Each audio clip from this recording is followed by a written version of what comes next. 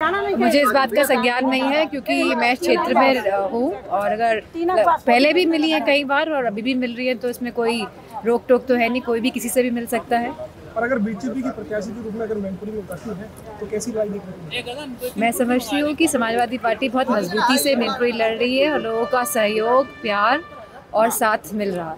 JDU ने एक बड़ा अजीब सा बयान दिया है चुनाव इलेक्ट्रॉन बॉन्ड को लेकर के। उन्होंने कहा है कि कोई एक व्यक्ति आया था और मेरे कार्यालय में एक लिफाफा दे गया था और जब हमने उस लिफाफे को खोला तो 10 करोड़ का बॉन्ड निकला।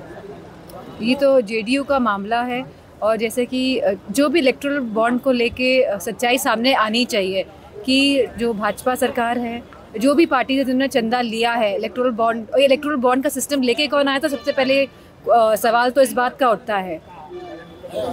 समाजवादी पार्टी का सुनने में आ रहा है, सूत्र बता रहे हैं, समाज पार्टी के नेता भी कह रहे हैं कि भारतीय जनता पार्टी से मैनपुरी सीट को लेकर पैक्ट हो गया कि कोई प्रत्याशी नहीं उतारा है। क्या कहेंगे? किसके साथ पैक्ट हो गया? बीजेपी का मैनपुरी की सीट पे प्रत्याशी न उतारना समाज पार्टी के नेताओं ने बयान दिया। मैं क्या बोलूँ इसमें, तो मतलब क्या अंदर ऐसी बात है? ऐसी बात कैसे हो सकती है? मैनपुरी सदर विधायक कैबिनेट मंत्री जयवीर सिंह ने एक अपने इंटरव्यू में कहा भी है कि जीतेगी तो समाजवादी पार्टी। वो कभी कभी जो अंदर का जो अनुभव होता है वो जुबान पे आ जाता है, तो मैं समझती जो बात नहीं बोलना चाहते थे वो बोल गए। राहुल गांधी ने कहा है कि राजा की जान तोते में थी, उसी तरीके से राजा की जान ईवीएम में किस तरीके से दिखती है? ईवीएम को लेकर के चिंता जाहिर की है। नहीं, ईवीएम में लोगों में बहुत असमंजस है। बहुत सारे लोग लगातार बीते चुनाव में बात बोलता है, हमने वोट तो इस पार्टी को दिया लेकिन हमारा वोट निकला नहीं है।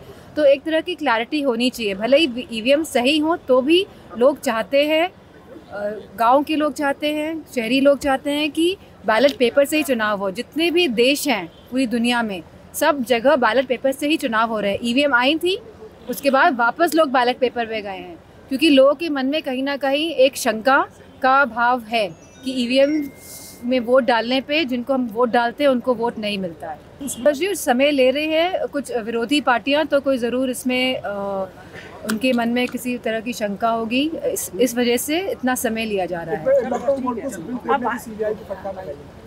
इलेक्ट्रो बोर्ड को लेकर सीबीआई ने सुप्रीम कोर्ट ने फटकार लगाई सही डाटा नहीं दिया, सही आंकड़ा नहीं दिया। सीबीआई ने क्या? एसबीआई को फटकार लगाई है सुप्रीम कोर्ट ने। मैं चाहती हूँ कि सुप्रीम कोर्ट का अगर इसी तरह का इंटरफेरेंस रहेगा तो बहुत सारी चीज़ें जो हैं वो लाइन पे आएंगी। जो अभी सब अव्यवस्था दिख रही है हर एक स्टेप में, मैं समझती हूँ कि सुप्रीम कोर्ट जिस तरह का मेयर वाला चुनाव भी हुआ था पंजाब का, अगर सुप्रीम कोर्ट इंटरफेयर नहीं करता तो हमारे जानने वाले बीजेपी के बहुत सारे सांसद हैं, उन्होंने कहा था जीते तो हम ही हैं मेयर का चुनाव।